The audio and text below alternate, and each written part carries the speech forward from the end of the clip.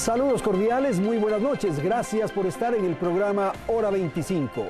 La sentencia condenatoria que se le impuso a Jorge Glas Espinel, vicepresidente de la República, es el acontecimiento político más trascendente del último tiempo. Se trata del funcionario de más alta jerarquía en funciones que es declarado culpable dentro del escándalo Odebrecht en toda la región. A partir de lo fallado por el Tribunal Penal de la Corte Nacional de Justicia, las lecturas e interpretaciones son diversas. Hoy vamos a conversar sobre lo jurídico y político. Claro, también pretendemos debatir en torno al relevo vicepresidencial. Hablaremos de cómo ha quedado el campo de batalla después de este proceso y de qué modo el Ecuador emprende su convalecencia. Para hablar de estos temas, hemos convocado aquí en el estudio de Teleamazonas a los siguientes invitados. Agradezco la participación de Juan Cárdenas. Juan Cárdenas es asambleísta por Alianza País. Está con nosotros el doctor Eduardo Franco Loor. Él es el abogado del vicepresidente de la República. Está aquí también Ramiro García, presidente del Colegio de Abogados. Y agradezco la participación de Simón Pachano, profesor universitario, analista de temas sociales y políticos. Gracias entonces por acompañarnos. Natalie, buenas noches. Buenas noches, Andrés, amigos televidentes. El vicepresidente, quien sostiene que no renunciará, fue condenado como autor de asociación ilícita y de recibir coimas por 13.5 millones de dólares. Sin embargo, el proceso penal en contra del vicepresidente no termina con la sentencia del Tribunal de la Corte Nacional de Justicia. La defensa de Glas aseguró que apelará el fallo, según lo permitido por el Código Integral Penal. Una vez presentada por escrita la apelación, el proceso subirá a otra sala de lo penal de la Corte Nacional de Justicia, donde los jueces dictaminarán sobre el pedido de apelación. En caso de que la sentencia de en segunda instancia no sea aceptada por una de las partes, el juicio subirá a casación, donde el expediente será nuevamente analizado por los magistrados de la Corte Nacional de Justicia, que serán elegidos mediante sorteo. Además, la Constitución permite a una persona que se sienta vulnerada en sus derechos por una sentencia judicial presentar ante la Corte Constitucional una acción de protección. Esta es la última instancia del juicio. Luego de esto, solo quedan los tribunales internacionales de derechos humanos.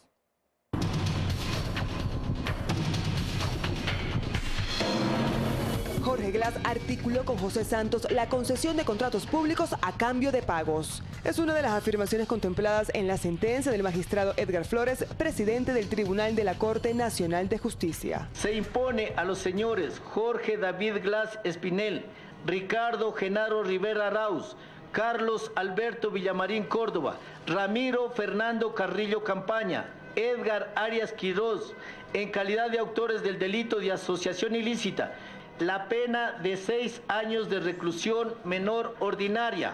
Ese es el presidente que tenemos, pero nosotros te pusimos y nosotros te sacamos. Señora, ya esto es una dictadura. No puede ser posible. No quiere la vicepresidencia. La misma pena se impuso a otros 4 procesados, entre ellos el tío del vicepresidente Ricardo Rivera, quien también está privado de libertad. Persona que en su condición de tío del ingeniero Jorge David Glas Espinel, vicepresidente constitucional de la República del Ecuador, realizó el enlace con José Concienzao Santos Filo, representante legal de la empresa Odebrecht Ecuador, para traficar influencias, lograr los contratos estratégicos a cambio de retribuciones económicas no previstas en la ley, facilitando su circulación entre el corruptor y el funcionario público.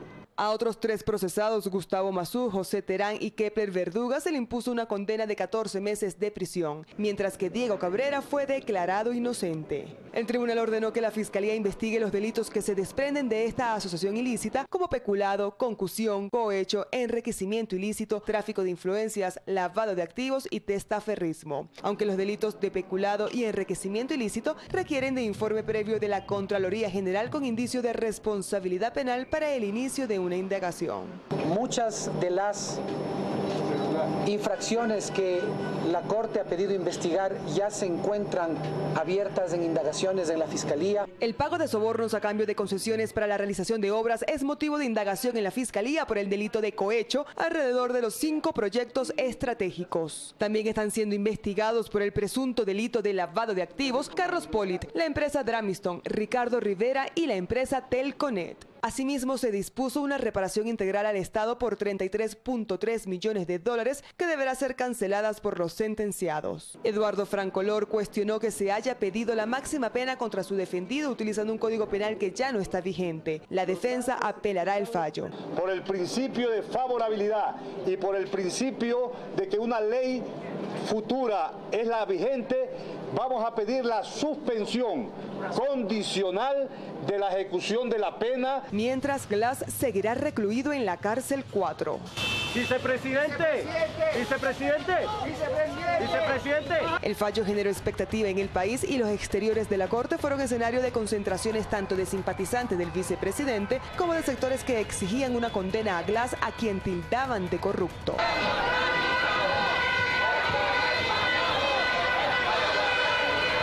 Por su parte, el expresidente Rafael Correa aseguró que la sentencia en contra de Glass es un plan para despojarlo de la vicepresidencia. Ecuador ya tiene un preso político que hace rato se llama Jorge Glass Espinel. Bien, vamos a empezar y voy a dar la palabra al doctor Francolor para conocer su apreciación sobre un elemento que ustedes han repetido insistentemente, que no hay pruebas. Ese es el elemento fundamental. Bueno, yo califico a la sentencia emitida por este Tribunal Penal como una sentencia inicua y bárbara, porque ellos están sentenciando al vicepresidente de la República con un código penal derogado. Acordémonos que la Asamblea Nacional autorizó el procesamiento penal al vicepresidente de la República en base a los artículos 369 y 370 del Código Penal derogado, que supuestamente las infracciones habrían sido cometidas el año 2008, 2009, pero hoy, dijo la Asamblea, artículo 370 del Código Orgánico Integral Penal, porque el doctor Miguel Jurado Favara solicitó en ese sentido, y en ese sentido también el fiscal Vaca lo solicitó al juez nacional. De modo que sí hay pero delito, ahora, sí violando... hay delito, el problema es que no se juzgó adecuadamente. No, es que, sí es que ni siquiera dentro de la etapa de juzgamiento se logró probar el delito, la materialidad del delito. Es decir, el delito de asociación ilícita requiere que se cumplan las condiciones objetivas del tipo penal. Y el tipo penal vigente, que se retrotrae por efecto del artículo 16, numeral 2 del Código Orgánico Integral Penal, dice que cuando 2 o más personas actúan, se conciertan para delinquir y para cometer delitos de menos de 5 años, la pena es de 3 a 5 años. Doctor García, por favor. Bueno, a ver, yo creo que efectivamente ha habido algunos problemas dentro de este proceso, ¿sí? Primero, creo que se ha empezado por los pies en lugar de la cabeza. Cuando hablamos de asociación para delinquir, estamos hablando de que existe la constatación de varios delitos y que luego de esto se ha llegado a la conclusión de que todos estos delitos han sido cometidos por una sola agrupación de personas. Y por eso se les procesa, luego de procesarles por los otros delitos, se les procesa a todos los miembros de la agrupación. La Fiscalía empezó al revés. Pese a que en la audiencia de juzgamiento presentó evidencias de que recibieron plata, concusión y cohecho, de que ese dinero que recibieron incrementó ilegítimamente su patrimonio, enriquecimiento ilícito, de que lo hicieron a través de terceras personas, en específico el tío Rivera, de estaferrismo, de que usaron el sistema financiero, lavado de activos, que tiene una pena de 10 a 13 y que no necesita ningún informe previo. Ojo, pese a todo eso, no inicia instrucción fiscal por ninguno de estos delitos e inicia por, como decía el doctor Francolor, por el 370 del Código Penal anterior. En la sentencia que leyó se exhorta para que lleve adelante procesos para establecer responsabilidades en estos temas. Andrés, usted lo ha dicho, se exhorta. Ya tiene, el señor Glass debe tener como 10 investigaciones previas y ni una sola instrucción fiscal. Esto es una vergüenza. O sea, perdóneme, inclusive fuera del tema Odebrecht, en el tema del campo Zingue, en donde actuó además, no como vicepresidente, sino como ministro, existe informe de Contraloría con indicios de responsabilidad penal y Fiscalía no inicia siquiera la instrucción fiscal. Y es por esto, en base de esta inacción de Fiscalía, que la defensa del señor Glass, el doctor Franco Lor, ahora está solicitando la suspensión condicional de la pena, porque una de las condiciones, uno de los requisitos de la suspensión condicional de la pena, es que no tenga procesos paralelos. Entonces, gracias a que Fiscalía no ha iniciado otra instrucción fiscal, la defensa del señor Glass, pero por supuesto, lo que me extraña es que el doctor Franco Lor critique la actuación de la Fiscalía, de estar agradecidísimo. Si no ha iniciado ni una sola instrucción fiscal, no tiene otro proceso el señor Glass que no sea el de asociación Simón para Pachano, delinquir. ¿el vicepresidente de la República es un perseguido, es un preso político? No, yo creo que no. Buenas noches. Buenas noches. Que nada. No, creo que no se le puede calificar de preso político. A mí me parece que más bien lo que ha sucedido en esta ocasión es que por primera vez en los últimos, yo diría no solo 10 años, quizá más tiempo que ese, la justicia ha actuado en un caso de corrupción de alto nivel. Y creo que esto marca un hito, marca un momento de quiebre, porque lo que teníamos hasta ahora era que más bien el sistema judicial era uno de los elementos claves para ocultar los hechos de corrupción, para taparlos. No había procesamientos, no llegaban a las instancias que debían, y creo que más bien esto debemos verlo como un elemento, independientemente del debate jurídico, claro, que creo que es muy válido y que puede tener errores, pero me parece que hay un cambio más. Un avance en ese sentido, una justicia que ha funcionado. Sí, y habría que preguntarse las razones de por qué ha funcionado, por qué este cambio.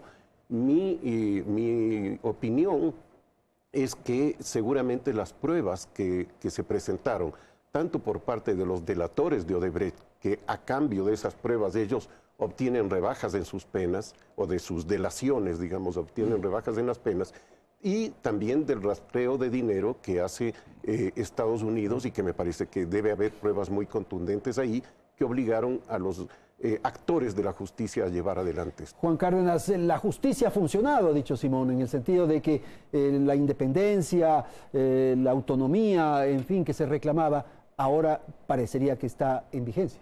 Desde hace más de un año se produjo en el Ecuador un hecho inédito, con la mayor intensidad. Un linchamiento mediático que posesionó en la opinión pública, con anticipación, en desmedro de la garantía de la presunción de inocencia de un ecuatoriano como cualquiera, y en este caso Jorge Glass, lo condenaron a priori. Y la justicia, de lo que vemos, se vino conminada a aceptar ese pronunciamiento que creen decir que es generalizado, que con eso ya prácticamente el hecho estaba probado. Cuando a Jesucristo lo llamaron a juicio, si se puede llamar aquello, y dijeron: ¿a quién quieren que libere? ¿A Jesucristo, a Jesús o a Barrabás? Liberaron a Barrabás, y por esa razón hubo justicia.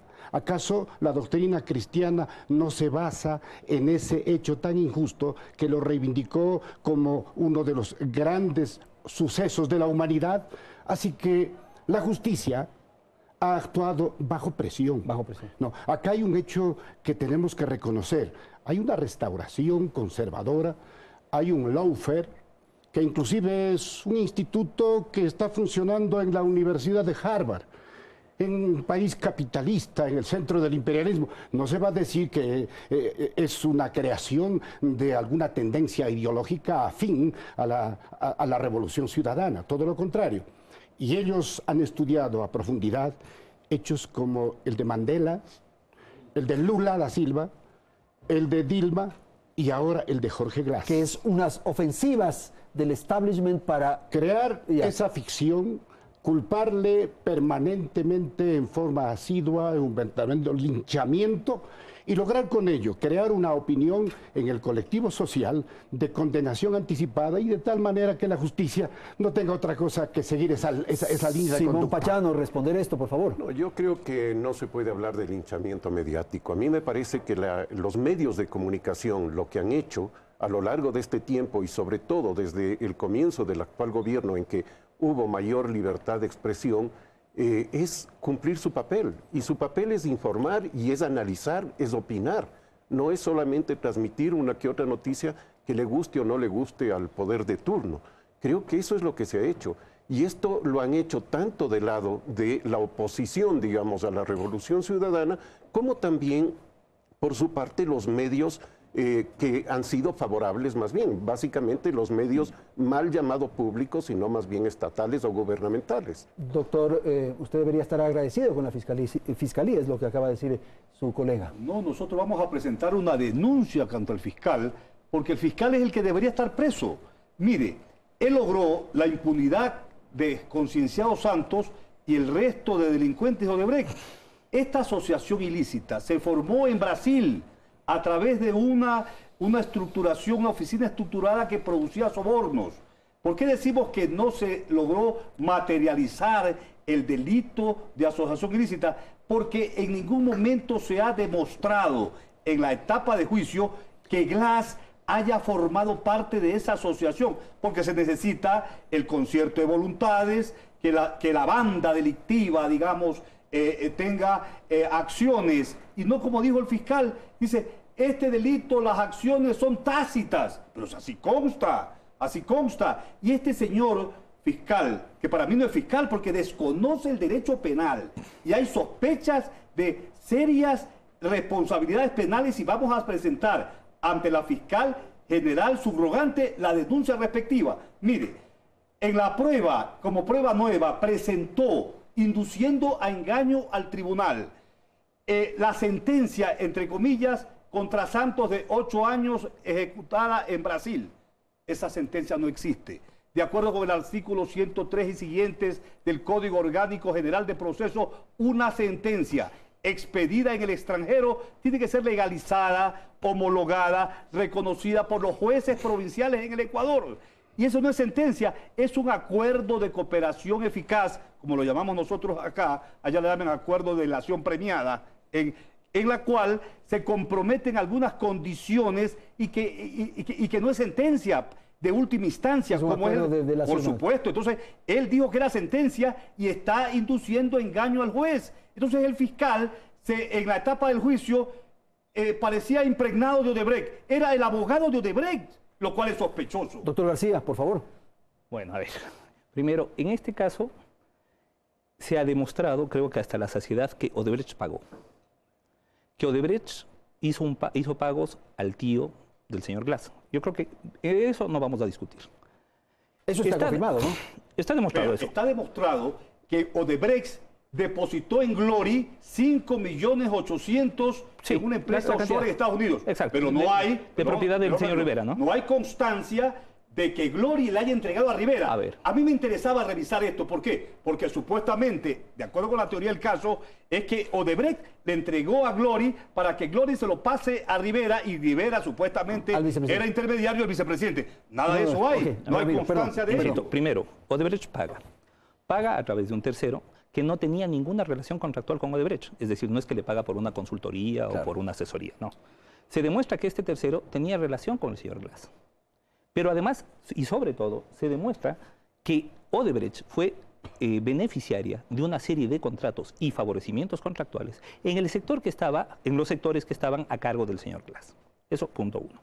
Es decir, en buen romance, se está demostrando que hubo pago cohecho, que hubo enriquecimiento ilícito, que hubo perjuicio a fondos públicos, peculado, que esto se lo hizo además a través de terceros, testaferrismo, y que se lo hizo a través del sistema financiero, lavado de activos. O sea, yo creo que compararle con Mandela y con Jesús a mí me parece así como impropio, por decirlo de alguna manera. Pero si vamos a utilizar el símil, yo creo que en este caso se condenó a Barrabás, pero por robo de gallinas. Ok, tenemos que ir a una pausa, vamos a la publicidad y volvemos en un instante.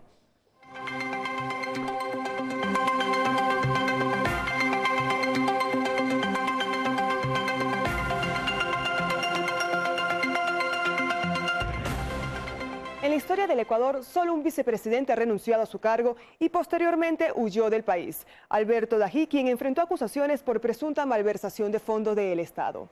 Él y el expresidente Bucaram han enfrentado juicios legales. Sin embargo, Jorge Glass ha sido el único alto funcionario de la historia ecuatoriana que ha recibido sentencia y está privado de libertad.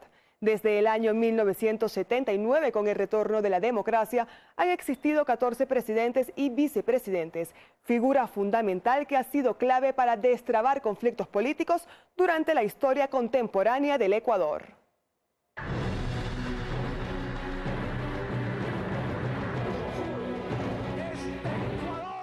En la historia democrática del Ecuador, 3 vicepresidentes han ejercido la función de reemplazar a presidentes destituidos, derrocados o fallecidos durante su periodo. En 1981, Luis Osvaldo Hurtado Larrea ascendió al cargo de presidente después del accidente aéreo de Jaime Roldós Aguilera, del cual era su vicepresidente. Nunca la historia de nuestra patria se vio tan profundamente conmovida con un acontecimiento trágico y doloroso. El pueblo ecuatoriano. En 1997, el Congreso Nacional destituye a Abdalá Bucaram, alegando incapacidad mental. La voluntad mayoritaria del pueblo ha sido declarada vacante la presidencia de la República. Esta crisis política fue particular, ya que al caer Bucaram, el Congreso designó a Fabián Alarcón como presidente interino, en vez de permitir que la vicepresidenta Rosalía Arteaga asuma como presidenta constitucional. La coyuntura política no le era favorable, no tenía un partido que la represente en ese entonces llamado Congreso Nacional. A esto se debe sumar necesariamente un tema estructural de exclusión de las mujeres en la política. En el 2000, Yamil Maguad es derrocado por un golpe de Estado de carácter cívico-militar que entregó el poder al vicepresidente Gustavo Noboa. Correspondía a mi deber y atribución hacerlo, como consecuencia de mi obligación de defender la integridad del Estado. Y en el 2005, el presidente Lucio Gutiérrez es destituido por el Congreso tras una crisis institucional. Le sucedió Alfredo Palacio.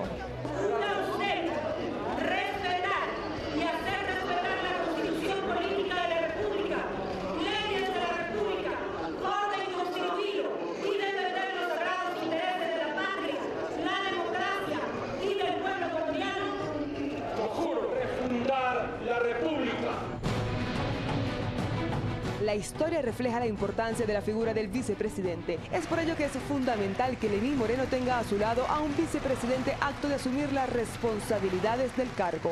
La designación del vicepresidente por parte del señor Moreno va a ser definitiva y va a ser un elemento de juicio fundamental para los 3 años de gobierno que le quedan.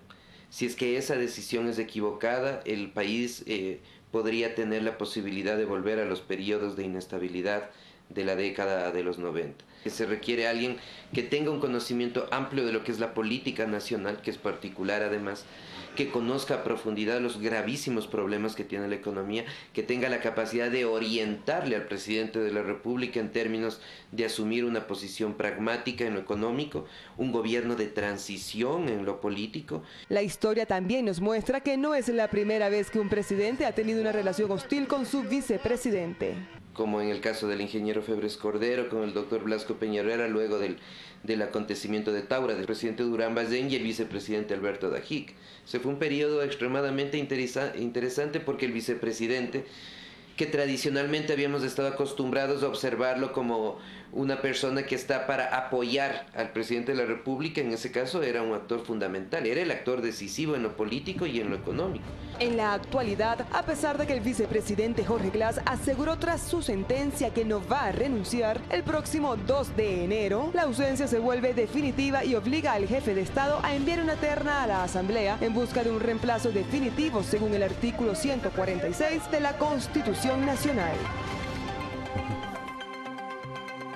Bien, vamos a continuar aquí en el análisis, en el debate de los temas que genera el caso Glass, pongámoslo en esos términos. Asambleísta Cárdenas, atendiendo este reportaje que acabamos de presentar, el tema del vicepresidente se ha vuelto o se vuelve en algunas circunstancias complejo. ¿Usted cree que ahora se provocó esto desde una acción concertada para generar la salida de Jorge Glass? Ese es el objetivo.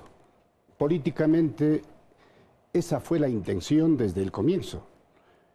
De tal manera que lo de Glass es la crónica de un enjuiciamiento y condena anticipada, anunciada. De manera que entendemos, y muchas veces los medios de comunicación cometen el error de quedarse en las alturas y no mira lo que está pasando en la entraña misma de la gente. Por ejemplo, se explayaron en impedir la visibilización del viaje del expresidente Correa a Ecuador, que se cumplió hasta el 4 de este mes de diciembre. Y ocurrió el fenómeno contrario. La gente asumió su presencia como un hecho importante, una reivindicación fundamental de lo que para el pueblo ha significado la década ganada. Por manera que llevar adelante el procesamiento de Jorge Glass es la táctica preparada dentro de una gran estrategia, dizque para descorreizar al Ecuador, para que la memoria colectiva olvide a Rafael Correa. Bueno, pero la estrategia sociológico parece y político. Que era al revés, que era provocar la estructura de este binomio Moreno-Glass para proteger a quienes generaron y desarrollaron hechos de corrupción en la administración de Rafael Correa. Esa fue la idea inicial que se vendió sobre esto. Esta fue quizá una visión de los politólogos, pero desde el punto de vista de la Revolución Ciudadana se integró un binomio en consideración a sus antecedentes. Jorge Glass ha sido el que ha llevado adelante la tarea más importante en el cambio de la matriz productiva y energética. Es culpable, entre comillas, de haber dado al Ecuador la posibilidad de soñar en grande. Antes éramos importadores de una energía cara y particularizada y privada que beneficiaba a un sector dueño de las barcazas. Hoy por hoy tenemos 8 centrales hidroeléctricas y estamos vendiendo energía a países vecinos, y de eso, entre comillas, es culpable el vicepresidente Glass. Simón Pachano, por favor. Bueno, yo creo que obviamente hay un elemento político dentro de todo esto. Sería ingenuo pensar que no hay un objetivo político. Por supuesto, cuando se plantea un enjuiciamiento de un vicepresidente, cuando además eso está atravesado por el conflicto interno que tiene el partido de gobierno, que es el partido más grande que ha tenido el país y que es el que define el juego político en el Ecuador, ¿cómo no va a ser un objetivo político el del enjuiciamiento? Evidentemente que hay, pero eso no le convierte al juicio en un juicio manejado políticamente. Creo que son dos cosas diferentes. Hay que diferenciar claramente eso. Esta justicia que ahora ha intervenido, Simón, es la misma justicia que dejó Rafael Correa. Sí, pero yo creo que las condiciones son otras. Es lo que yo decía en mi primera intervención hace un momento, que yo creo que hay un cambio significativo y que las pruebas que aportaron desde fuera son tan contundentes, son tan fuertes, que obligan a esta misma justicia a actuar de otra manera. Ok, Ramiro, ¿era defendible desde su perspectiva Jorge Glass? ¿O son los errores estos toda que se han... tiene derecho a la defensa. Sí, de acuerdo, pero frente a los hechos que se han conocido, las denuncias que se han... ¿Era defendible? A ver, teniendo acá al defensor del vicepresidente, pues me resulta un poco complejo, porque eso sería descalificar la relación de defensa. No pretendo eso, yo pretendo es... yo entiendo lo que usted me dice. Yo entiendo lo que usted me dice. Digamos que ha sido una defensa heroica y muy difícil. Y digo heroica y muy difícil porque yo creo que la contundencia de la evidencia ha sido tal, desde mi punto de vista, con delaciones de por medio, con videos de por medio donde el tío está pidiendo billete, con los depósitos en las cuentas fuera del país. O sea, decir que en esto no hubo lavado de activos a mí me parece complicado. Decir que no hubo testaferrismo cuando se ha demostrado que paralelamente a los pagos hubo un favorecimiento contractual. Por ejemplo, en el caso de Refinería del Pacífico, a Odebrecht le permiten intervenir habiendo presentado su postura un día después de que habían cerrado los plazos para presentar las ofertas. Por ejemplo, solamente para darte una idea, con una empresa que a ese día tenía $800 de capital. Pero no solamente eso, que todavía no ha sido acabada de constituir en el Ecuador. Entonces, si eso no es un favorecimiento, y si eso lo hicieron gratis, o sea, lo que nos está diciendo es, el señor Glass hizo esto gratis, y qué coincidencia, al mismo tiempo le estaban dando millones al tío. Entonces, bueno, eso ya es una prueba contundente. Todo lo que relata Ramiro tiene que ver, no tiene que ver con la asociación ilícita. Él lo sabe porque él es un penalista dogmático. Con la fantasía, con pero mire, el asunto es el siguiente. En la primera parte que hablaba Simón, que lo dijo con honestidad, esto tiene un componente político. La sentencia es una prueba de la política. Porque ¿qué tiene que ver, por ejemplo, mandar a pagar la reparación integral? El fiscal se arroga funciones de víctima, porque la víctima en un proceso penal, de acuerdo con el artículo 78, es la única persona que mediante acusación particular o no puede pedir reparación integral. Y la ley dice que los jueces, cuando ya se ha cuantificado el daño, se ha probado el daño, allí sí manda a pagar la reparación integral. Cuando ya se ha demostrado y se ha probado el prejuicio, eso se ha probado. Aquí se ha probado documentos, sobornos, y 3 procesados se autoincriminaron. Pero el delito de asociación ilícita, Simón dice, hay delaciones, hay documentos internacionales. Mire, la prueba que presentó el fiscal, que es la asistencia penal internacional de Estados Unidos. No es suficiente. Perdón, la perito, aquí traigo, la perito Marlene Carrera, que hizo la traducción, dijo que no aparece el nombre de Jorge Glass Espinel en esa documentación de Estados Unidos, en la documentación que vino de Panamá. Tampoco le preguntamos al señor Isa, a los peritos que tuvieron que declarar y testimoniar sus peritajes, porque así lo determina la ley, dijeron que no aparece Jorge Glass.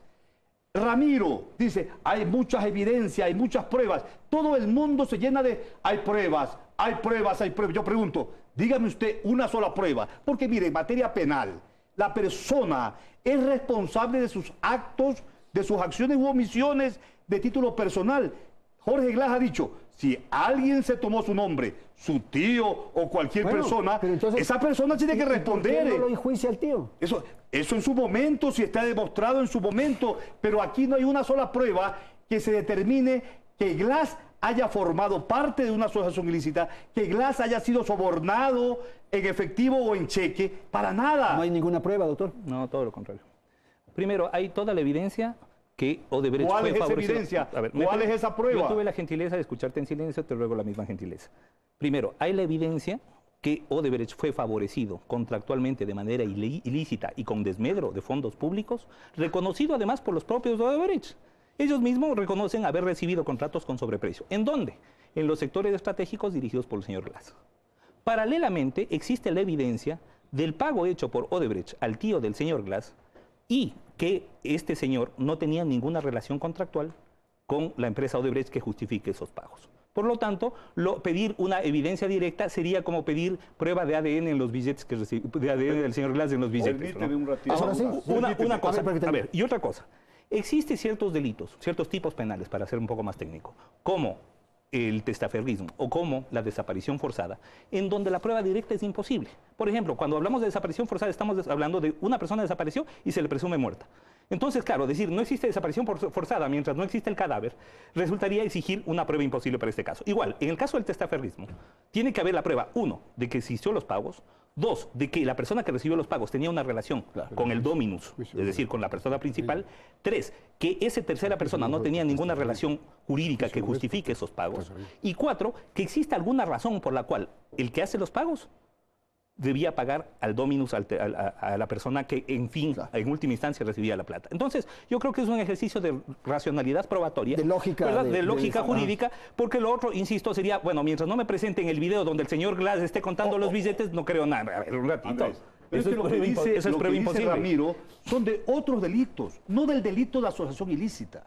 Es decir, aquí se ha sido procesado el vicepresidente de la República en base al artículo 370 del Código Orgánico Integral Penal. Ahí le favoreció el fiscal. 370 del anterior. No, es que el 369 y 370 del Código Penal anterior, actual 370 del Código. No estamos hablando del proceso contra lavado de activos, cohecho, sobornos, testaferrismo, nada de eso. ¿La figura que planteó es que le favorece el fiscal o no, Ramiro? ¿Sabe cuál es la prueba que presentó el fiscal y que fue valorada incluso por... Esta es una sentencia inicua y bárbara, porque tiene que ser reducido y escrito justamente para nosotros poder apelar. Mire, dijeron, el decreto número 15 del presidente de la República, Correa, que nombra al vicepresidente como líder de los sectores estratégicos.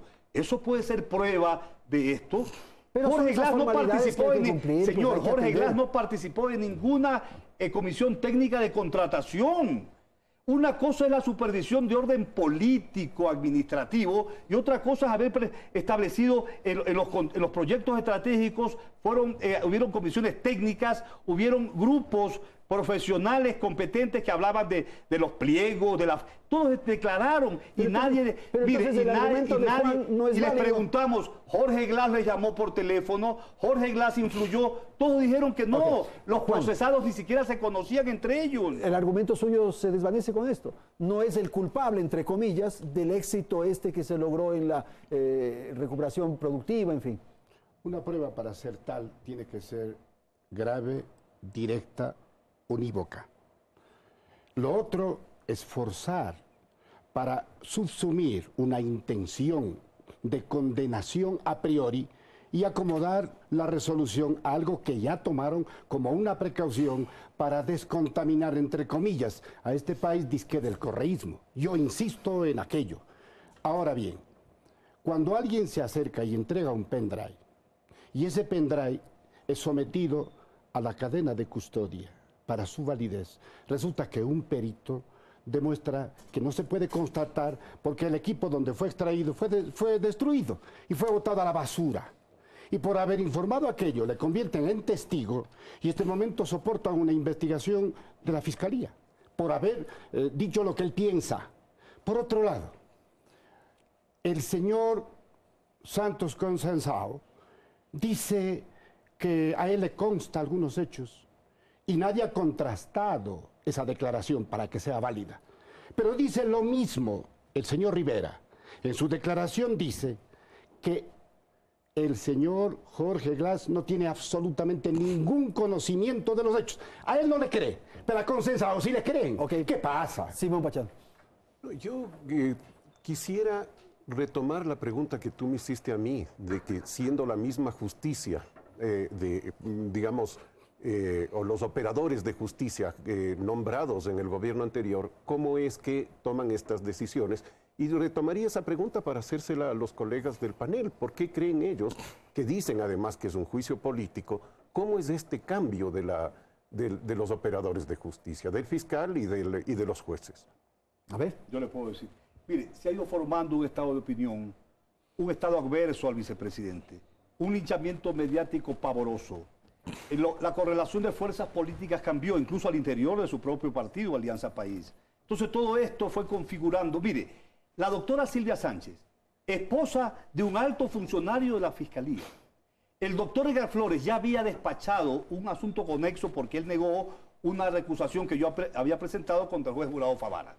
Y nosotros presentamos el 23 de noviembre una demanda de recusación contra estos jueces. Los jueces.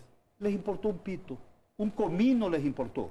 El último día nos dijeron que había sido archivada porque no habíamos pagado la caución que la ley establece. Caución que nunca nos notificaron y eso está demostrado. Es decir, utilizaron este tribunal como escalera política para asegurarse en el cargo, unido justamente a toda esta espectacularidad que hay en el país, esta conformidad de la sentencia contra Glass. Pero esto no puede quedar así. En un Estado constitucional de derechos y de justicia, esta sentencia va a ser histórica y los pasos siguientes que haremos para lograr justamente que el vicepresidente no pierda el cargo, necesita él la suspensión condicional de la ejecución de la pena y eso lo vamos a conseguir, Ramiro, con usted en una justicia independiente. Este segmento, por favor. Bueno, y primero hay que recordar que al señor Glass se le condena por el primer inciso del artículo 370 del Código Penal, es decir, asociarse para cometer delitos graves. El correspondiente de esa forma delictual en el actual Código Orgánico Integral Penal es delincuencia organizada, que tiene una pena de 7 a 10. Por lo tanto, con todo respeto a Eduardo, yo creo que la favorabilidad no procede. Ustedes están queriendo meterle por la vía de favorabilidad asociación ilícita, que es otra cosa, que es asociarse para cometer delitos leves. Es decir, si se concede la favorabilidad por parte de este tribunal, sería una tergiversación de la interpretación dirigida únicamente a favorecer al procesado. No cabe entonces la petición que ha hecho el doctor. Creo yo que no cabe. Sería jurídicamente improcedente desde mi punto de vista y estoy explicando por qué. La asociación para cometer delitos graves del Código Penal anterior ahora se llama delincuencia organizada. La asociación para cometer delitos leves del Código Penal anterior, segundo inciso, ahora se llama asociación ilícita. Son dos cosas diferentes. Por lo tanto, querer meter asociación para cometer delitos graves a lo de acá es confundir peras con manzanas. Entonces yo creo que por ahí no va la cosa. Ve, Andrés. 30 segundos, tengo que ir al corte. Ve, Andrés. El delito de asociación ilícita del artículo 369 y 370 del Código Penal derogado, se subsumió en el 370 del COIC. Y así fue la autorización de la Asamblea. Lo que pasa es que por ex ante, el legislador, por técnica legislativa y por política criminal, le plació dividir el artículo 370 del Código Penal anterior en actual 369, que es delincuencia organizada, y 370, que es asociación ilícita.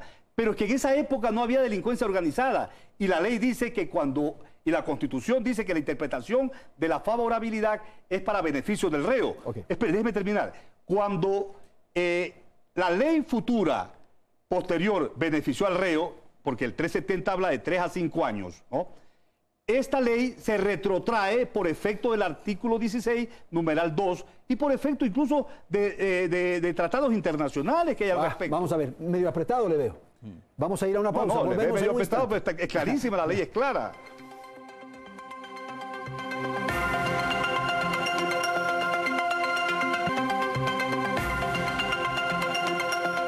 Bien, tenemos el tercer segmento del programa Hora 25 y voy a retomar el planteamiento que formuló hace unos instantes Simón Pachano. Exactamente, la pregunta era, Simón.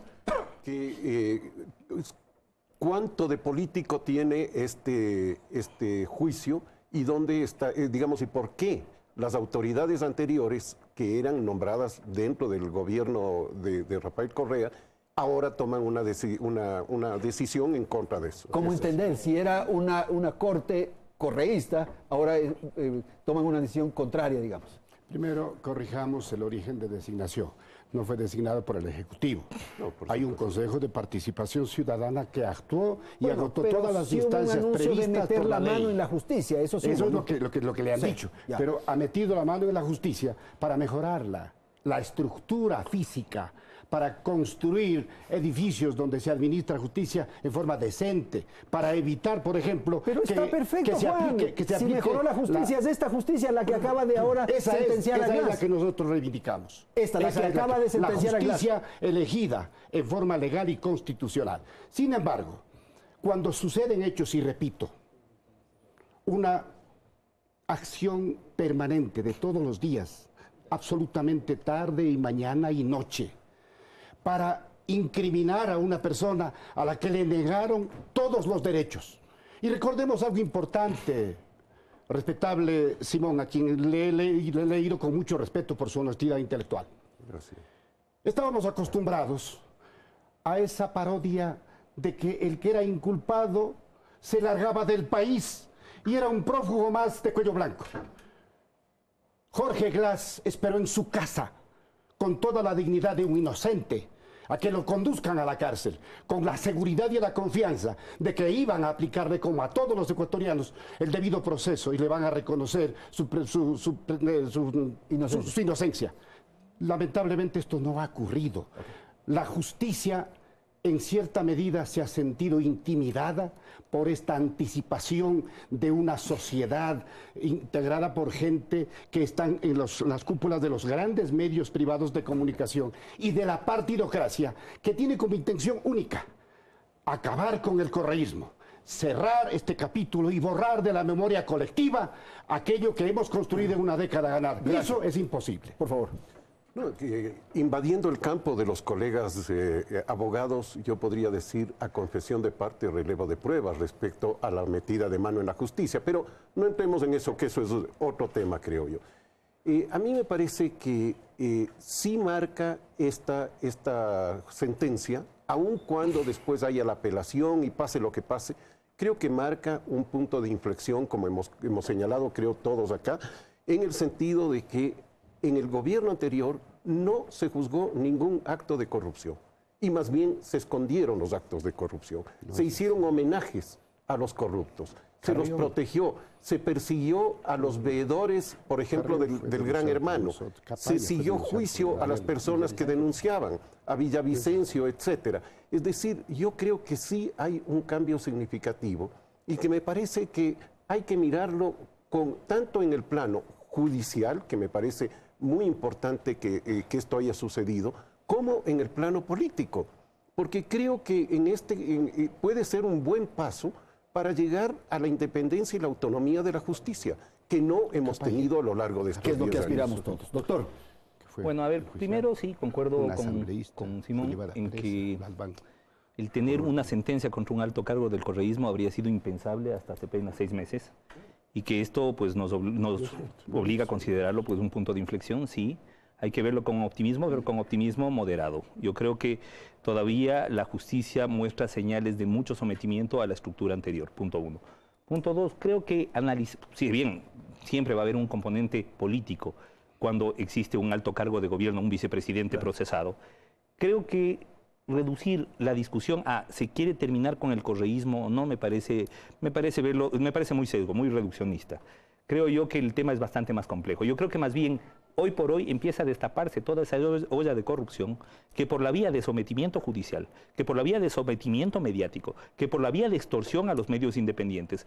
Y en eso usted, Andrés, nos puede dar fe y nos puede contar de primera mano. Yo creo que por todas esas vías se logró callar durante tantos años y logró tapar todo este tema, todo este esquema putrefacto de contratación pública, que hoy por hoy vemos que donde se mete el dedo sale pus. No hay un solo sector, no solamente los controlados por el señor Glass, otros, no hay un solo sector en donde los contratos grandes no hayan sido sometidos a un sistema corrupto de contratación. Doctor, quisiera volver al tema de la justicia en general. Es una justicia que ha mejorado, es una justicia que ya es independiente, es una justicia perfecta, esta que se creó durante el Correato. Pero estos jueces de ahí provienen, pues. Yo pienso que en cualquier parte del mundo toda injusticia es imperfecta, pero se lastima la democracia, se lastima la norma jurídica, se lastima el sentido de racionalidad común jurídica cuando hay sentencias que condenan a un inocente. Jorge Glass ha sido un hombre benefactor para el Ecuador, lideró un proceso de las áreas estratégicas donde es verdad, hubo corrupción y hay gente que se ha autoincriminado de mandos medios, de empresas privadas, etcétera, pero él no se le ha demostrado una sola prueba.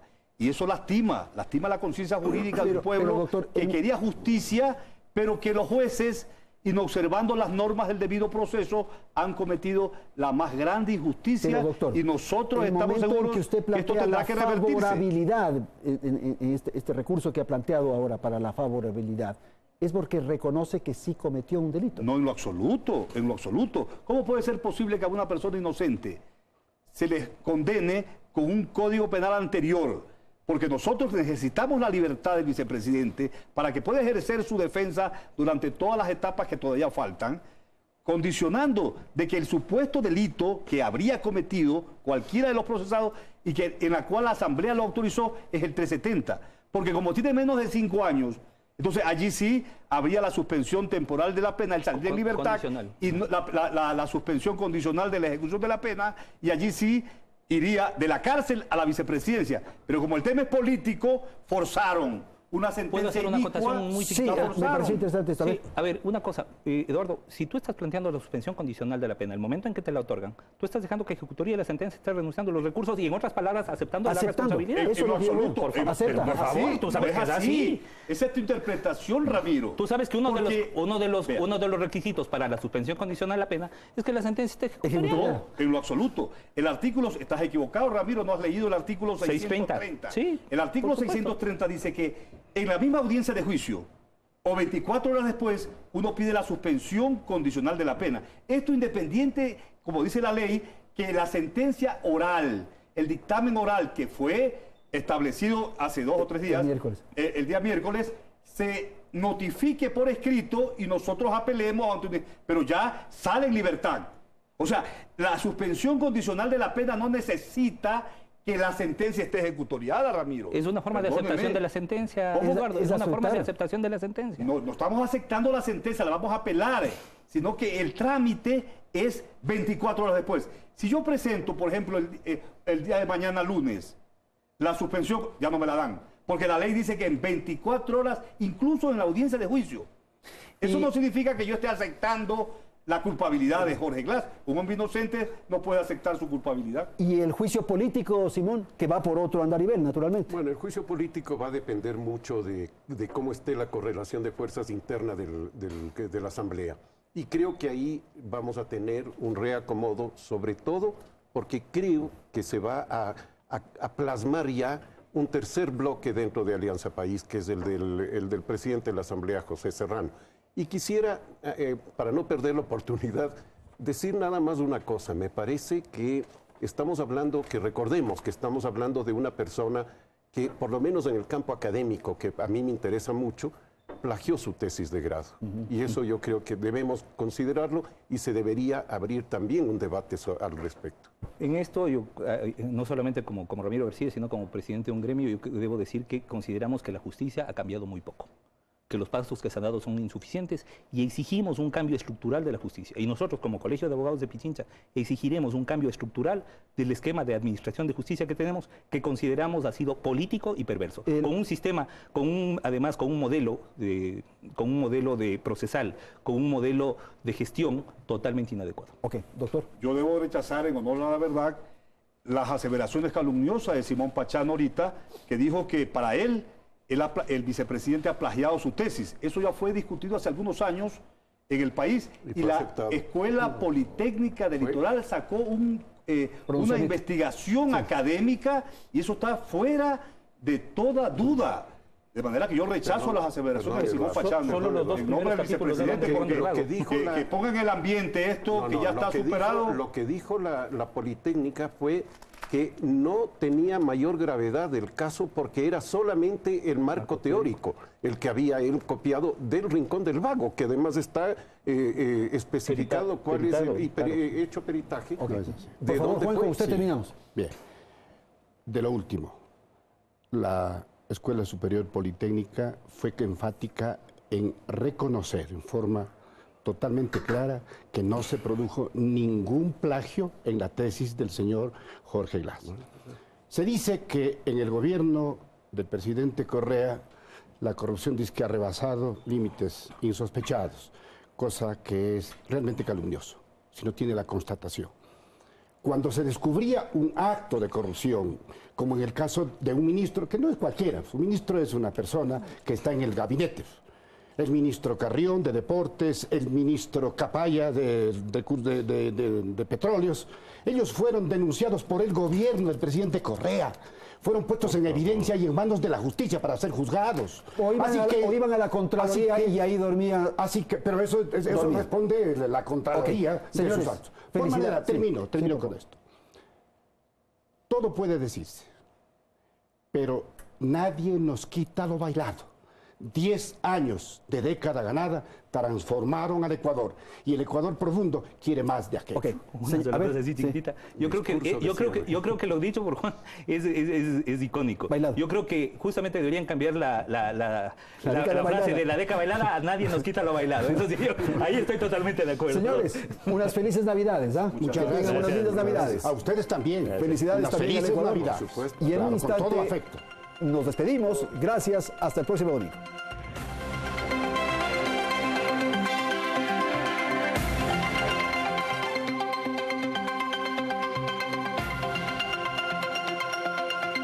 Teleamazonas presentó Hora 25.